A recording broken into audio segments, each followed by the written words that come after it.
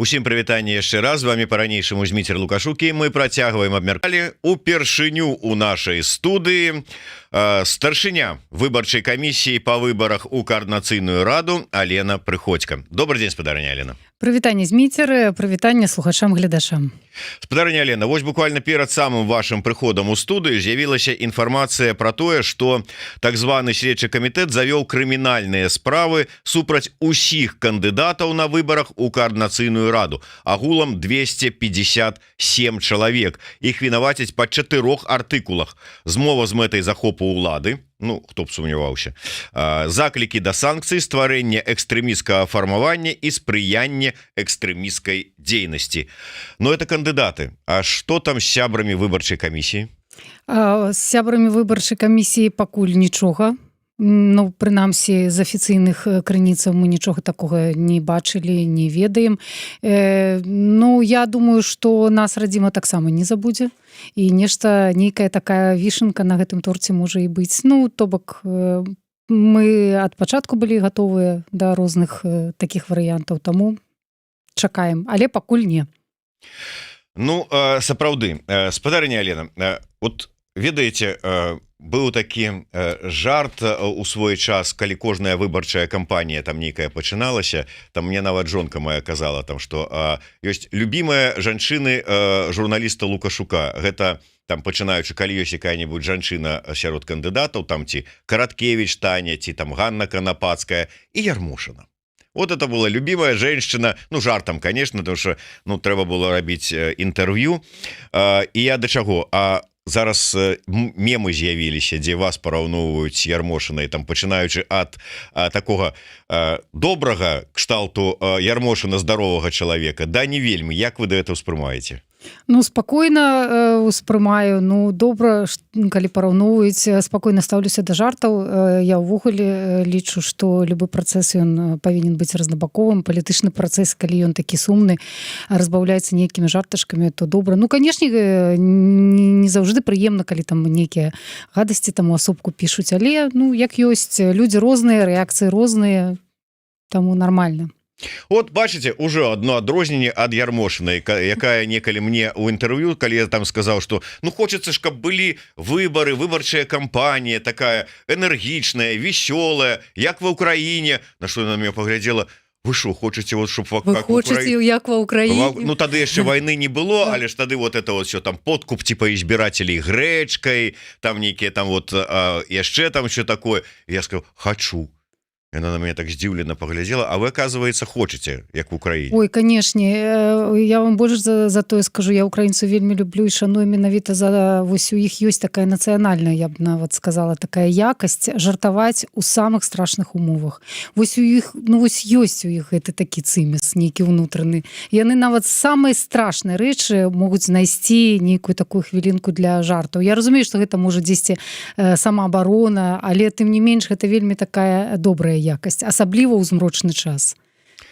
Добра, давайте, можа быть, мы трошечку вернемся ў гісторыю. Мне просто цікава вот ваша асабіста, ну как бы, ну не то что меркаванне, а матывацыя. Чаго вы убіліся ў гэтую справу? Навошта яна вам? Я вам па шчырасці раскажу, як было. Вось па шчырасці. Спадзяюся, это першы раз гучыць у эфіры? Ну так, у эфіры дакладна першы раз. Ну, па-першае, вы ведаеце, што я была чальцом Координацыйнай рады.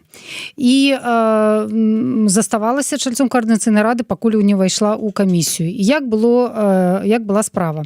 У нашым фракцыйным чаце Вольга Кавалькова напісала, што зараз адбываецца галасаванне ў Координацыйнай радзе па кандыдатурах чальцоў у выбарчую камісію. Ну, я пайшла паглядзець кандыдатуры і прагаласаваць. Паглядзела, прагаласавала. Думаю, ну, добра, юрысты, я там з тых кандыдатуры ведала толькі асабіста аднаго чалавека. Астатніх я нават і не ведала, што за людзі. Ну, прагаласавалі. Потым Вольга піша наступнае паведамленне, што патрэбны яшчэ людзі ў камісію, калі ёсць ахвочыя, вось папрасілі людзей ад фракцыі, хто хоча, можаце, калі ласка, самі выдвигацца. Ну, я такая подумала, ну, цікавая справа, трэба паспрабаваць. Мне было гэта цікава, я там больш для сябе вырашыла, што на наступную кадэнцыю як дэлегат я не збіраюся ісці, а вось нейкі такі унёсак, калі я змагу зрабіць нейкі добры унёсак, то было б добра, паспрабую. Тым больш я ж не ведала, ты выдвигаеш сваю кандыдатуру, а далей ідзе галасаванне ў Коордынацыйнай радзе, яны могуць прагаласаваць за, могуць супраць, ніколі не ведаеш. Ну, то вось я сябе прапанавала і за мяне прагаласавалі. Скажу чаму. Чаму? А таму што ахвочых-то асабліва і не было, скажу я вам. То каб там конкурс быў, ці нейкае такое спаборніцтва, у якім я перамагла, то не было ахвочых. Камікадзе аказалася не так і шмат. Дарэчы, я яшчэ раз, выбачайце, как бы правяду как бы паралель, не паралель, а как бы узгадку з Ярмошынай. Яна мне неяк шчыра сказала ў інтэрв'ю: я чалавек прэзідэнта. А вы чый чалавек? Ой, я так не могу сказаць, што я чый чалавек. Калі такую асабістую прыналежнасць, то я чалавек сваёй сям'і, свайго атачэння. Гэта зразумела, там мужа, дзяцей, а калі браць у палітычным аспекце? Тут, слухайце, я сябе пазіцыяную як незалежны чалавек, я нічый чалавек. І я нават і ў Коордынацыйную раду шла ў другім скліканні як самавыдвіжэнец. То бок я нікога не прадстаўляла. Так, я далучылася да фракцыі, але у мяне няма такого, чтобы я была там нейкім такім заўзятарам кагосьці асабліва. Я тут больш такую прытрымліваю больш незалежную пазіцыю. То нават не ведаю, як карэктна адказаць. Нічый, дык гучыць неяк дзіўна, але і чысці таксама не скажаш. Вот такой вот, не разобрались Ну яшчэ. так. Яшчэ один момант, можа быць, вы сказали про тое, что я приняла рашэнне на наступную кадэнцыю не ісці. А чаму? Я просто сустракаў ужо там у каментарах выказванне некаторых былых чальцоў Коордынацыйнай рады 2.0, якія казалі там, напрыклад, да таго нават, што я галасаваць не пайду, я як былы сябра Коордынацыйнай рады ведаю, што гэта такое, і я за гэты балаган галасаваць нават не буду. Другія там казалі, што я там прагаласаваць прагаласую, но сам не пайду, таму што я ўжо не хачу, мне хапіла гэтага бардака. Якія ваши ўражанні? Што з сябе уяўляе, ўжо в прынцыпе уяўляла Коордынацыйная рада 2.0? Слушайте, я так не могу сказать, конечно, и бардак там, и все, я такого накидывать не буду. Першее, тому что... Калі ўжо так пайшла такая справа, давайте накинем. Я скажу, накидывать такого уже зусім карычневага не буду, бо я з павагай ставлюся да ўсіх людзей, якія там былі. Нават да тых, якіх я лічу там сваімі апанентамі. Так, якія мне там не спадабаюцца. Ніхто ж вам не кажа, што вы іх мусіце ганьбіць, а правду сказаць. Што тычыцца балагана, было, канешне, такое, але як мне падаецца, гэта цалкам натуральны працэс. Чаму? Таму што калі там 100 чалавек апынуліся умоўна ў адным месцы, у адным чаце. І ўсе гэта людзі разумныя, са сваім меркаваннем, са сваім стаўленнем, са сваёй пазіцыяй, як можа, альбо як варта быць. Вельмі цяжка дамовіцца. І ўвесь гэты балаган, пра які там крыўдзяцца альбо кажуць, ён па сутнасці вызваны тым, што вось усе гэтыя працэсы, калі людзі спрабуюць дамовіцца аб чымсьці, нават увогуле проста звыкнуцца і ўзаемадзейнічаць адзін з адным. Яны праходзяць праз стадыі канфліктаў. Я да гэтага стаўлюся нармальна, таму што канфлікт гэта заўжды кропка росту. Як я лічу. Для кагосьці росту, для кагосьці падзення, але за гэта заўжды такія вельмі важныя і натуральныя працэсы. Таму, так, быў балаган. Былі і застаюцца людзі алармісты. Я так усе гэтыя такія наратыўныя радочкі праглядаю, і мне цікава, кожны выконвае сваю ролю адмоўную, станоўчую.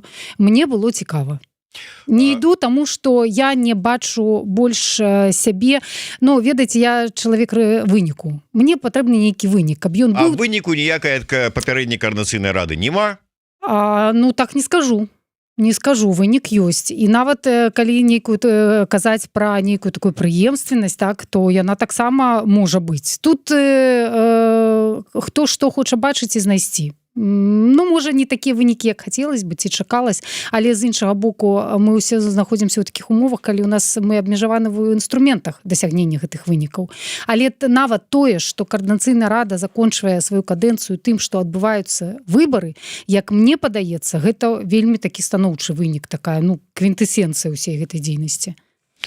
кожны знаходзіць тое што хоча там ці тое што бачыць. Вось Курэйчык, напрыклад, бачыць, што каардынацыйную раду давёў да гэтага стану ніжэй плінтуса Егораў разам з Патапавым, а я яшчэ чуў разам з Краўцовым шэрым кардыналам, і Раднінкоў мне вот на канферэнцыі сказаў, нешта мяне не ўзгадваеце. Дык вот згадаем і Раднінкоў. Што вы скажаце з гэтай нагоды? Ну я ж думаю, вы чулі гэтыя выказванні, прэтэнзіі. Больш за тое, я же там з імі знаходзілася ўвесь час. Ну што я скажу, Андрэй Курэйчык гэта чалавек аларм. Ну вось просто гэта яго функцыя такая вот, аларміць по поводу і без. Ну ён з гэтай функцыі спраўляецца, робіць сабе контент. Што я могу сказаць? Ну калі ўсё так дрэнна, калі ўсе гэтыя пералічаныя асобы такія дрэнныя, а што ж тады сам спадар Курэйчык не мабілізаваў вакол сябе там людзей, не стварыў свой спіс, ён досыць папулярны блогер, у яго там аўдыторыя велічэзная. Вось, напрыклад, там той же самы Максім Шабуцкі просто выйшаў на YouTube-канале на дурніцу на той момант, так ён не ведаў, будзе вынік ці не, сказаў: людзі, калі хочаце, давайте да мяне ў спіс. І там за тыдзень ці за сколькі ён сабе спіс сабраў і нават дайшоў да фінала. Яны балатуюцца з гэтым спісам. Што перашкаджала таму ж самому Андрэю Курэйчыку з усім яго розумам, адукацыяй, з усім зрабіць, напрыклад, тое ж самае, альбо нейкім чынам паўплываць на гэтага шэрага там і ці яшчэ якога кардынала. Ну то бок я не падзяляю такую пазіцыю, калі толькі абвінавачваюць. А як ён можа паўплываць, калі па словах Курэйчыка усе фінансы фінансы? Да, фінансы ў руках. Вы сур'ёзна? Там фінансы Егорова ёсць? і Патапова. Да, што там сотні тысяч еўра праходзяць. У Патапова праз нейкую там... што? Праз Зубр там нейкія там фірму там. Слухайце, ну я не ведаю, якія фірмы там у каго ёсць, але калі браць каардынацыйную раду як інстытуцыю, то яе юрыдычна не існуе. Вот именно, чаму? Ну, слухайте, па словах Курэйчыка ізноў такі, я вот не далі, як сёння раніцай как бы псаваў сабе смак кавы, гледзячы вот стрым, ці наадварот узбагачаў. Ён кажа, што менавіта Егораў катэгарычна быў супраць таго, каб каардынацыйная рада была зарэгістравана як юрыдычны суб'ект і атрымала рахунак, на які людзі, якія б хацелі там ці фірмы, якія б хацелі падтрымаць працу каардынацыйнай рады, маглі пералічваць гэтыя грошы. А так вот не ну у нас вот там вот у Пеці, у Зубра, у там вот яшчэ кого-нибудь ёсць рахунак, вы перакіньце туды, а мы тут уже разбяромся. Слухайте, ну я дакладна не бачыла ніводнага абмеркавання альбо галасавання у каардынацыйнай радзе, дзе такая прапанова выдвігалася. Каардынацыйная рада працавала вельмі проста. Любая прапанова абсалютна любога чальца, калі яна набірала 6 галасоў, 6 лайкаў, яна выносілася на галасаванне. Вось такую прапанову, каб, напрыклад, стварыць юрыдычную асобу, я не бачыла. Таксама я не бачыла такога адкрытага процідзеяння. Таму, калі Курэйчык нешта такое сцвярджае, то хай бы патлумачыць, праз якія працэдуры гэта адбывалася. У публічнай прасторы ў межах працы каардынацыйнай рады гэта не было. Усё, што адбываецца па-за межамі, мне цяжка тлумачыць, ну, чыі былі гэта прапановы і чым увогуле гэта, ну, вызвана. Мне пакуль не зразумела. Окей, што мешала Курэйчыку стварыць асобны, там, збіраць грошы самому? Вось у Егорова атрымалася збіраць грошы. Ну, калі адпаведна яму, так? Чаму ты не збіраеш? Ну, збірай ты. Сабяры, там, скажы, я чалец, там, я дэлегат, депутат, ну, дайце грошы. Патапова і шэрага кардынала Краўцова. А аб чым гэта сведчыць? Гэта дрэнны менеджмент і лідарства. Ну, значыць, вось такі вось гэты страшны чалавек Егораў, калі ён аб'яднаў і ўсіх перамог, вось зараз далей ідзе. Ну, а Курэйчыка, значыць, бракуе лідарскіх якасцяў ці што? Ну, значыць, можа, палітыка гэта не зусім яго справа, а блогерства яго. Так, Курэйчык, па-першае, за словы адказваць трэба, так што чакаем у эфіры. Не, ну, я шчыра кажу, я вось гэтых усіх гісторый не ведаю, калі ёсць гэтыя факты справаздачы, ну, хай бы ён гэта рабіў, ну, распавёў. Прынамсі, у межах каардынацыйнай рады такога я не чула. Каб гэта там абмяркоўвалася. Ці там Егораў выступаў супраць адкрыта і там нейкія тэзы выдвігаў. Так, зараз паслухаўшы Алену, западозрыце яе ў тым, што яна ўсё ж такі чалавек Егорова. Так, ну, можа, ён мяне там за грошы гэтых зубраў там, што купіў. А сцігнуў троху з гэтых сотняў тысяч еўра. Да, слухайце, ну гэта ж гісторыя яшчэ ў 20-м годзе расказвалі, як нам мы ўсе праплачаныя. калі ўжо там прыйдуць гэтыя грошы. Так, спадарыня Алена, давайте да больш таких свежых навінаў. Ну вы ж не маглі абысціся без скандалаў на самом пачатку вашай нават вот дзейнасці у якасці старшыні камісіі, ну і камісіі ўсёй. Так, аб чым вядзецца? Ну як аб чым? Вот, дарэчы, Беларусіяна пытай, спадарыня Алена у чаце рэфарматараў назвала несправядліва незарэгістраваны спіс за годнасць беларусак любімцамі КДБ. Ці сведчыць гэта ад перадузятым стаўленні камісіі да пэўных выбарчых спісаў? Ну гэта такая трохі маніпулятыўная Да, тут как бы формулёўка. две таких два нюанса ёсць. Назвала несправядліва зарэгістраваным. Ага. То есть вот справядліва ці несправядліва было зарэгістравана? Абсолютно справедліва адпаведна працэдуры і адпаведна палажэнню. Тут адназначна не, таму што гэты спіс не выканаў два асноўных патрабавання і ўжо прапускаць яго далей не было сэнсу і разбірацца далей, таму што ну самыя грунтоўныя патрабаванні не былі выкананыя. А што тычыцца, што я назвала ў чаце рэфарматараў любімцамі, то гэта так, па-першае, з кантэкста вырвана, па-другое, трошачки так подменена.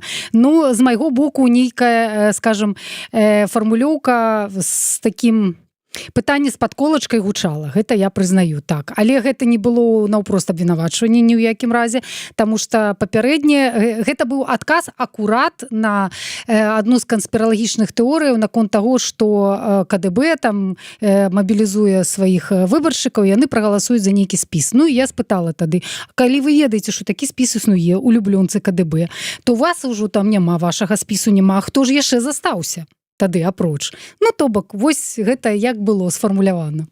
І ў якім кантэксце? Нормально так крутанули. Беларусіяна, молодец. То ты женщина-мужчина, то, оказывается, и вот так вот умеешь манипулировать. Добро. Ну, то есть не стратила выбарчая кампанія ад таго, што вот такога спісу няма?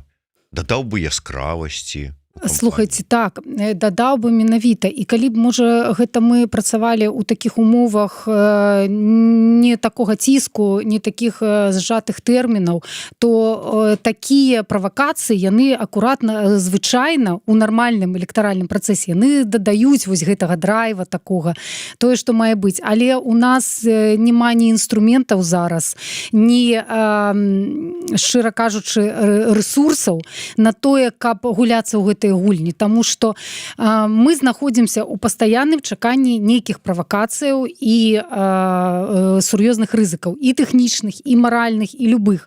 Разумееце, калі свае пачынаюць бамбіць такім чынам, то, слухайце, ну не зараз, калі ласачка. Мы ўсё разумеем, ставімся з павагай, але калі пачынаецца цырк такі з канямі, то давайте зробім справу. Слухайте, а чаму Лябедзьку можна вот з кандыдатам штучнага інтэлекта, а вот іншым нельга? Ну, Координаційную раду кандидата штучного інтелекту не заявлялся. Тому... Добра, а расскажите мне про эту ситуацию с коўшык. Все ж таки, наколькі там першапачаткова, за что вы не любите коўшык?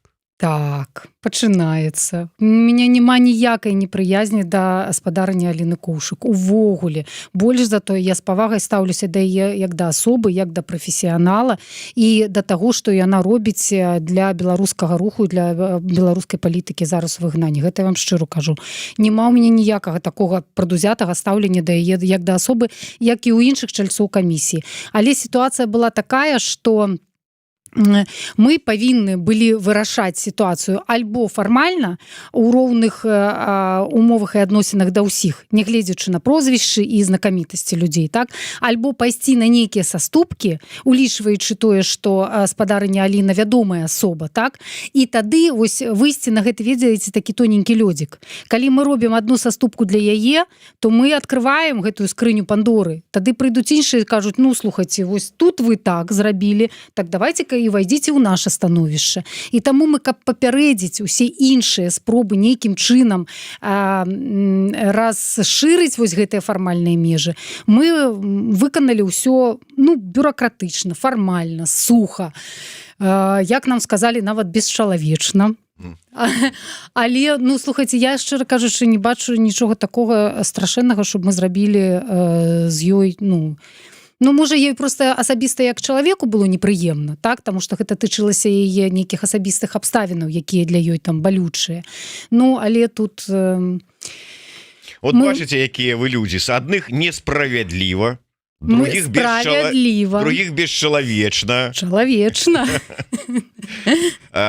Ну, але что ж таки, как бы, ситуация с Коўшык выправілася, то есть знайшлі магчымасці. Ну так, мы павярнулі яе ў спіс, яна выканала наши просьбы, патрабаванні, мы яе павярнулі ў спіс і дасягнулі таго кансенсусу, што былі выкананы і наши патрабаванні, ну і яна са свайго боку таксама пайшла на саступкі у тым сэнсе, што яна пагадзілася з гэтым.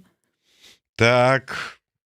Вот ваши прыхільнікі са спісу загоднасці беларусак, так, атрымалася, прыхільнікі ёсць. Да, атрымалася, што Аліна, ну можа прыхільніцы, выбачаюся, атрымалася, што Аліне Коўшык далі магчымасць зрабіць змену прозвішча ў спісе, а спісу загоднасць беларусак у такой жа магчымасці адмовілі. Ёсць, бачыце, больш роўныя за іншых кандыдаткі. Паважаная спадарыня Ярослава, адказваю, вось тут вы глусіце. Тлумачу чаму.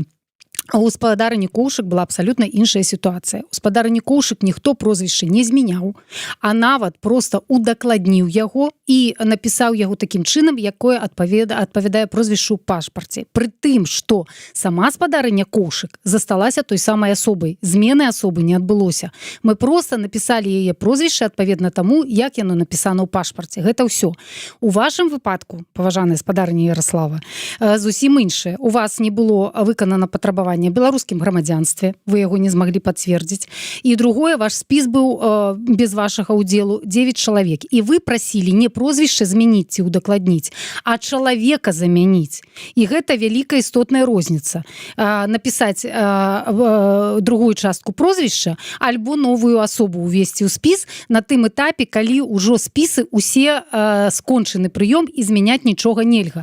Ну, то бок, калі б мы пайшлі на саступкі спадарыні Ярославе, то іншыя спісы, якія таксама звярталіся да нас з падобнымі просьбамі, а можна мы зараз чалавека заменім, а гэты выходзіць, а гэты заходзіць. Ну і што бы гэта было? Таму тут хлусня, скажу я вам. І гэта абсалютна две розныя сітуацыі.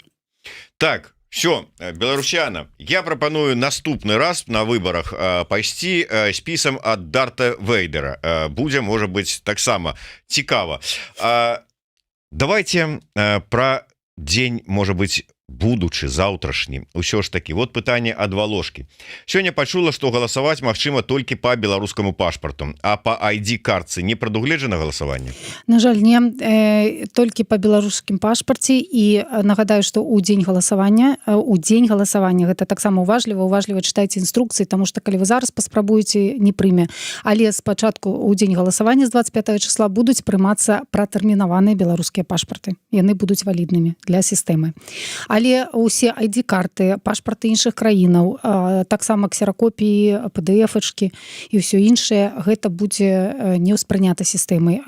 Таму што, па-першае, што тычыцца дакументаў іншых краін, пад кожны дакумент трэба асобны пратакол валідацыі, патрэбна асобная сістэма, ну, то бок гэта павінен быць рэсурс, ну, узроўня краіны, я не ведаю, там, ну, нейкай такой сур'ёзнай сістэмы. У нас сістэма працуе толькі з беларускім пашпартам. Таму, ну, на жаль, так.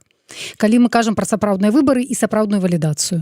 Але вы разумееце, колькі людзей, якія вымушаныя былі атрымаць дакумент падружны, в смысле, трэвел-дакумент альбо жэнеўскі пашпарт выпадаюць з гэтага працэсу?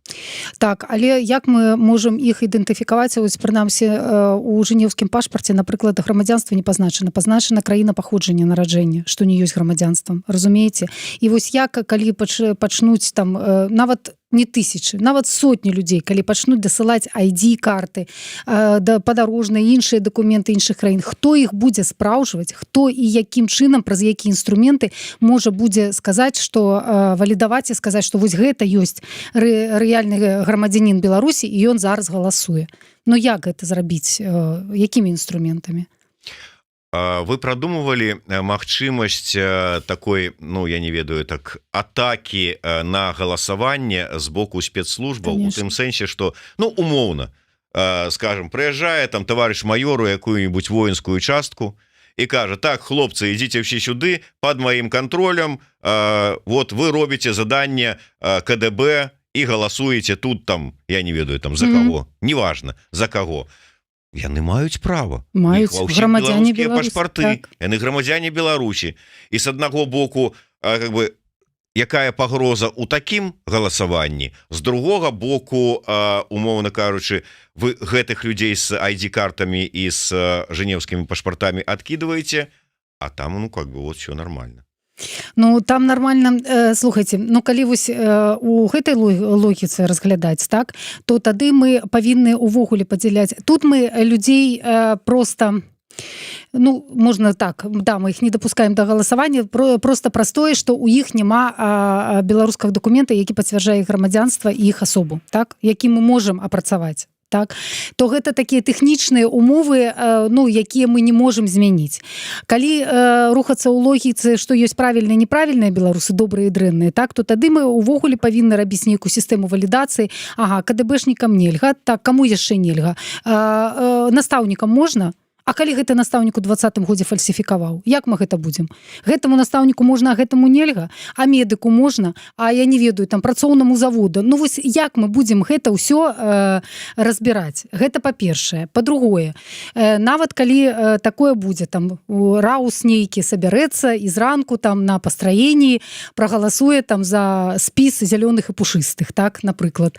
Окей, ён зробіць яўку гэтаму спісу, паўдзельнічае ў гэтым, а які парафіт яны паймеюць, потым яны там ну, умоўно кажучы, абломяць магчымасць стварыць нармальную фракцыю латушку, а пройдзе спіс белых і пушыстых. Так, окей, тут ёсць такі момант, што нам кажуць, а вось гэты тады спіс белых і пушыстых, ён акурат ангажаваны КДБ, так? І калі гэта так, ну, калі вы падазраеце кагосьці, то, значыць, альбо вы давайце факты на гэтых людзей, альбо, ну, чаму мы... Не, так гэта людзі ні пры чым. Вот, ну, так, яны там рандомна выбралі. Сэнс правакацыі ў тым, што умоўны там латушка не патрапіць, альбо патрапіць у, скажем, скарочанай камандзе, а хтосьці... Глядзіце, у нас ёсць 3 вялікіх спісы, і астатнія вельмі маленькія. Нават калі яны зробяць такія правакацыі на маленькія спісы, так, усё ж таки сістэма ж яна будзе размяркоўваць такім чынам, што мандат дастанецца кожнаму, хто пройдзе 3% парог. Вось хто гэты адсоткавы парог пройдзе, той мандат атрымае ў любым выпадку. Таму патрапіць у коардынацыйную раду, ну, з большасці усе спісы. Добра, а яны ўсе возьмуць і прагаласуюць за латушку. Колькі там у яго чалавек у спісе? Вы, слухайте, я не памятаю, іх 37, здаецца, ну, можа памыляюсь. Можа болей. Ну, за 30. І пройдуць усе, і будзе там большасць з большасці у яго. Ну, усе не пройдуць, так хутчэй за ўсё не атрымаецца матэматычна, але, ну, можа, большасць з яго каманды пройдзе. Ну, але гэта ж не значыць, што калі там, што потым гэтыя супрацоўнікі Рауса будуць камандаваць латушкам, ці там ягонымі людзьмі. Ну, сэнс правакацыі ў тым, каб справакаваць выбары і потым сказаць, глядзіце, мы там КДБшнікі, ці там яшчэ хтосьці, ці Беларусь галасавала, ну, і ок. І улічваючы тое, што гэтым людзям яшчэ прыйдзецца прызнаць тое, што они галасавалі за экстрэмісцкія фармаванні. Ну, гэта таксама чыннік. Это была спецаперацыя спецслужб, то есть там все нормально. Добра, ну мы к такому мы готовы, але я вам шчыра кажу, я гэта ўвогуле пагрозы не лічу. Таму што гэта больш такія іміджавыя наезды і страты, і яны нейкім палітычным такім ці фізічным чынам ніяк не паўплываюць на ход кампаніі. Гэта кожны разумны чалавек будзе разумець, ну, што адбываецца. Я не думаю, што гэта пагроза. Вось акурат гэта не пагроза, а больш шоу.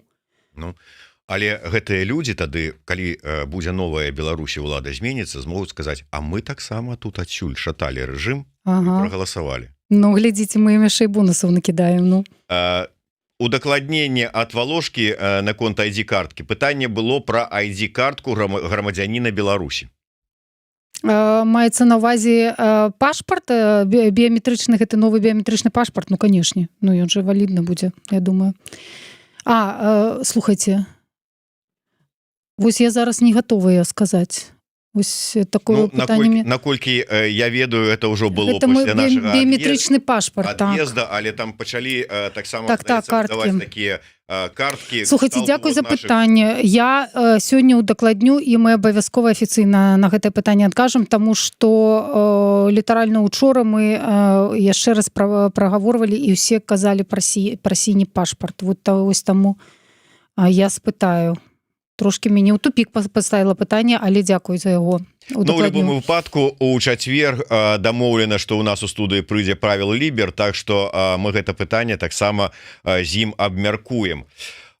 Як вы думаеце, ўсё ж таки слухайте, я вот таксама сёння раніцай пачытаў у Фейсбуку ці дзе, ну где-то ў сацыяльных сетках, што нават Сергей Чалы задаў пытанне пра тое, што сябра Коордынацыйнай рады, дарэчы. Гэта самы фантомны сябра. Самы актыўны сябра. Самы актыўны фантом. Да, спытаўся. Дык а ўжо ёсць гэта вот прылада для галасавання з'явілася ці не? А то што-то там абяцалі, калі там абяцалі 20-го, а тут ужо 22-го. А не бачу. Абяцалі 20-го выклалі, але выклалі позна вечарам. Мы крочым адпаведна свайму плану. Ну, гэта было напісана ім 21-го вечарам, так што, ну, вот как-то... 20-го. Ён напісаў. Ён 21-го. 21-го? Ну, можа, окей. Ну, учора вечарам з'явілася прылада. А, з'явілася? Так, канешне, так. Яна учора з'явілася да... Сёння 21. Ну, значит, 20-го вечером, да. Ён пісаў увечары, ён пісаў 10 о 9 гадзіне, а мы выклалі каля 11 по Варшаве. Ну, вот бачыце, да, не адсачыў. То мы паспелі. Ну, што скажу, гэта такі вельмі добры паказчык, гэта сведчыць аб тым, што нават чалавек, які ўвесь гэты час ніякай цікавасці не праяўляў да гэтага працэсу, нават ён зацікавіўся. Ну, то гэта ж ўсё ж такі... Сам Чалы. Вы разумеете? Это как бы... Ахопы растуць. Ну, это как бы прикмета того, что, ну, как бы и вам трэба цікавіцца працэсам. И галасаваць, там, вывучыць, ну, что ж, сам Чалы, а вы что? Куды глядзіце? Наконт галасавання у Беларусі. Тут ваше меркаванне. Для беларусаў мы прадугледзелі яшчэ дадатковую бяспеку. І беларусам у Беларусі мы рэкамендаваць будзем галасаваць не праз дадатак, які ў Беларусі будзе недаступны для спамовак, толькі праз VPN, а праз веб-версію гэтага дадатку. Гэта вось такая рэкамендацыя для ўсіх беларусаў унутры Беларусі, каб максімальна забяспечыць бяспеку людзям там. Ну, то есть, вот увогуле вы как, сыходзячы з таго, што гэта справа вельмі небяспечная, как бы раіце, захоўваючы усе меры бяспекі, але прагаласаваць или не рызыкаваць? Слухайте, гэта заўжды пытанне асабістага выбару. Так, канешне, я заклікаю людзей уцягвацца гэты працэс і галасаваць, таму што нам патрэбны людзі, якія выкажуцца. І нам патрэбна гэта дэманстрацыя нашай еднасці, так, таго, што людзі ўсё ж такі, што людзям гэта неабыякава. Гэта тое, што мы чакаем ад людзей і вельмі заклікаем, таму што даражэнькія беларусы без вас гэта ўсё не мае ніякага сэнсу ўвогуле. Таму я не магу сказаць, што не, там сядзіце, нічога не рабіце. Але, калі ласка, першае, што скажу, па-першае, вельмі дасціпла вывучыце інструкцыю, вельмі дасціпла пакрочыце па ёй, калі вы прынялі рашэнне галасаваць. Калі вы прынялі рашэнне не галасаваць, не маеце даверу, альбо вам страшна, канешне, не рабіце гэтага, прымушаць, альбо там нейкім чынам ціснуць на людзей, гэта таксама неправільна. А вот мы заўсёды зараз, калі нават у анонсе я пісаў там на выбарах у Коордынацыйную раду, я читаю допіс Паўла Усава, і вот я просто працытую. І мне цікава ваше меркаванне. Тое, што будзе адбывацца з КС, блізка не выбары. Нават па простых базавых стандартах, просто таму, што яны адбываюцца не ў Беларусі, і грамадзяне краіны не маюць ніякай магчымасці свабодна удзельнічаць у выбарчым працэсе і выказваць сваё меркаванне. Гэта онлайн галасаванне. Лічыце на прыватнай платформе, якая не кантралюецца грамадствам ці дзяржавай. Гэта галасаванне ад сілы ў самым лепшым выпадку закране частку супольнасці і дыаспары. Яны не могуць быць выбарамі і тым больш прадстаўнічымі. Як вы лічыце? Слухайце, па-першае, тут ніхто не прэтэндуе на званне ўсенародных выбараў. мы ўсе усведамляем, што гэта будуць выбары пэўнай часткі беларусаў. Таму што калі ўсе агульныя выбары, гэта так, калі ўся краіна галасуе. І тады ў гэтых выбарах павінны прымаць удзел і лукашысты ў тым ліку, так? То есть, то бок усе прадстаўнікі беларускага грамадства. У гэтым сэнсе так, але ніхто і не заяўляе гэта, што гэта самыя сапраўдныя на свеце выбары, і гэта будзе шырокае прадстаўніцтва ўсіх беларусаў. Такіх заяваў ніхто не робіць, і таму тут нават і аспрэчваць няма чаго. Што тычыцца сапраўднасці і несапраўднасці, слухайце, любыя выбары сапраўдныя, калі нейкая супольнасць людзей аб'ядноўваецца і паміж сабой вырашае, што мы там кагосьці дэлегуем, кагосьці назначаем, прызначаем, то гэтае рашэнне ў межах гэтай супольнасці, яно з'яўляецца сапраўдным, прынамсі для іх. Па-другое, у нас ёсць міжнародныя назіральнікі, якія таксама будуць рабіць свае высновы наконт гэтага і даваць сваю ацэнку гэтаму працэсу. Наколькі ён дэмакратычны, наколькі ён выкананы адпаведна нормаў сапраўдных. Канешне, мы не можам іх выканаць усе, таму што, як тут справядліва адзначана, няма ні краіны, нічаго. Так а што нам тады? Слухайце, мы тады нейкія недачалавекі. Мы не да беларусы, у нас таксама, у нас з вамі няма краіны. Хто мы з вамі? Дык нам не жыць, не рабіць, не дышаць, нічога не выказвацца, не спрабаваць нейкім чынам уплываць на рэжым, здасца, сесці, асімілявацца ў гэтых супольнасцях, дзе мы жывем, і мы такі будзем заставацца недачалавекамі, таму што мы не станем ні немцамі, там, ні французамі, ні палякамі. Мы ніколі не будзем гэтымі людзьмі, таму што мы ёсць беларусы, але мы і не тут, і не там. У такім мы становішчы. Гэта не азначае, што мы не маем права развіваць нашу дэмакратычную супольнасць, нешта спрабаваць і ўнутры сябе, колькі б нас там не было, хто спрычыніцца да гэтых выбараў, што мы ўнутры сябе не маем права адлажваць і спрабаваць запускаць нейкія дэмакратычныя працэсы. Чаму не? Я зараз жыву ў Швейцарыі, слухайце, у грамадстве з гарызантальнай дэмакратыяй. Там ніхто не глядзіць, што там з Берну ці з Жэневы вам дашле. Вось ты жывеш у сваёй вёскі, і твая вёска вырашае, у які колер ты пакрасіш плот, што ты пабудуеш, а што ты знясеш. І ніхто нікога не пытаецца, апроч тых людзей, якія жывуць тут, у гэтым месцы, плацяць тут падаткі і паміж сабой вырашаюць. Дарэчы, пытанне было пра тое, што наколькі ёсць верагоднасць, што звесткі, якія будуць атрыманыя гэтыя пашпарты, патрапяць у рукі лукашыстаў. У рукі лукашыстаў гэта 0 увогуле, як яны патрапяць. Толькі калі чалавек сам там, я не ведаю, прынясе, пакажа, наглядзі. Так, альбо, я не ведаю, ось непасрэдна падчас таго, як чалавек будзе там нейкія дзеянні выконваць, у яго там за спіной будуць стаяць таварышы маёры.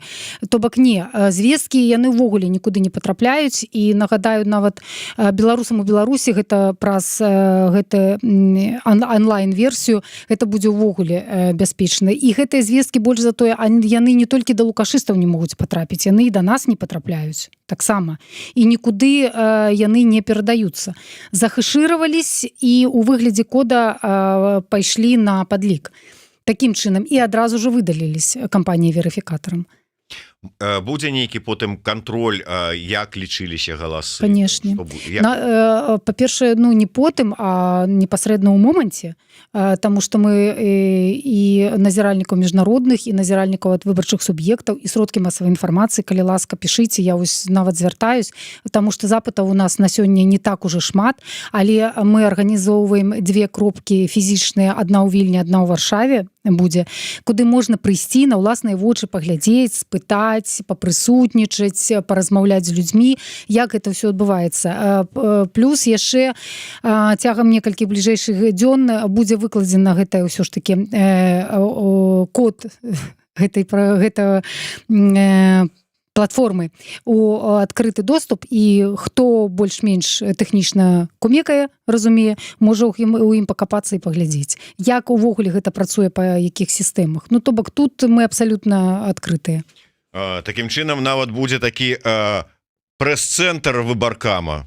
Ну так, таму і што міжнародныя назіральнікі. у тым ліку так яны запрошаныя і сярод гэтых у іх вельмі прафесійная каманда і сярод іх там ёсць і тэхнічны адмыслоўца, то бок чалавек, які будзе непасрэдна займацца тэхнічным бокам. Таму так можна назіраць. Можа гэта, канешне, не так будзе перфарматыўна выглядаць, гэта там, ну, не будуць там лічбы бегаць і у адпаведныя спісы складацца, хаця такая магчымасць у нас была, але мы яе гэтую магчымасць вырашылі не выкарыстоўваць, каб не было ціску на канчатковы выбар людзей. Ну, ведаеце, калі чалавек бачыць, што там якаясь каманда там вырываецца ўперад, можа ён там, ну, за лузераў галасаваць не буду, там няма сэнсу, так? То вось, каб не ціснуць на канчатковы выбар, мы гэта паказваць не будзем. Зразумела. Добра, дзякуй вялікі. На жаль, трэба завяршаць нашу размову. Тым не менш, да выбараў застаецца не так шмат часу. 25-27 будзе праходзіць онлайн галасаванне. Называйце як хочаце, ці гэта выбары, ці гэта не выбары, ці просто галасаванне. Але тым не менш, падсумоўваючы, як чалавек ўсё ж такі, які працаваў у коордынацыйнай радзе як чаліня, да, зараз новае такое слово. Да-да. Як вы лічыце, а ўсё ж таки гэта трэніроўка, вот як ён вот гэты працэс, вот каб мы мелі досвед, калі вот прыйдзем, вернемся, каб можна было все гэта правесці, ці гэта сапраўды патрэбная структура, і мы зараз это робім для того, каб оно было, тому што яно трэба. Слухайте, тут і тое, і другое. І трэніроўка для нас, і па-першае, за намі таксама назіраюць партнёры заходнія, ад якіх мы заўжды просім нейкай дапамогі, так? Мы просім там увядзіце санкцыі, альбо там зрабіце тое, альбо зрабіце тое.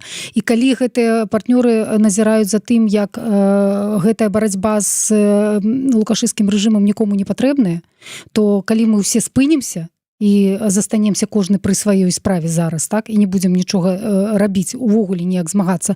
Но вельмі хутка, я думаю, цягам паўгады пачнуць дамаўляцца з Лукашэнкам.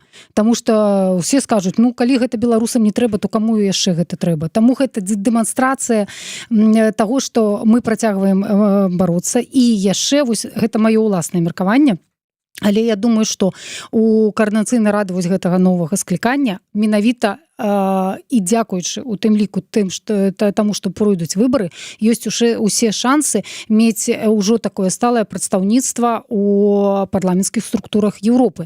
Ужо то бок быць прызнаным не толькі на словах, але і на практыке. І гэтыя шансы вельмі, вельмі высокія. Для вас, як для старшыні камісіі выбарчай, мае значэнне, што Ціхановская ніякім чынам не выказалася з нагоды выбару? Мае значэнне. Для мяне мае значэнне. У мяне ёсць тлумачэнне, чаму так, і разуменне, чаму так. Ну, я думаю, што хутчэй за ўсё, можа, яна там ацэньвае нейкія там пэўныя палітычныя рызыкі у выпадку, калі гэта ўсё пройдзе не так, так, я думаю, што там ёсць пэўная незадаволенасць тым, што працэс арганізаваны не так дакладна, можа быць, як там бачылася ці хацелася, чамусьці не адпавядае. Таму я думаю, што хутчэй за ўсё праз гэтыя рызыкі яна ніякім чынам не выказваецца. Ну, што я хочу сказаць? У перамогі заўжды айцоў многа, так? У паразы нікога.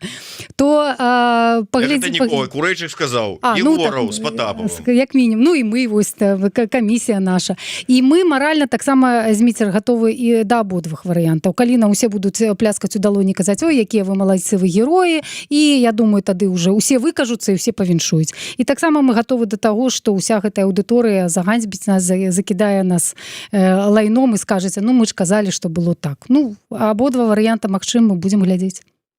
Дзякуй, будзем глядзець, будзем назіраць і, можа быць, будзем далучацца. Тут ужо кожны выбірае сам сябе, сыходзячы з палітычных поглядаў, ну і з мераў бяспекі, безумоўна.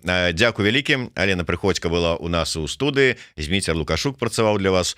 Подписывайтеся, расшэрвайце, націскайце на званочак, пішыце каментары. Жыве Беларусь. Жыве вечна.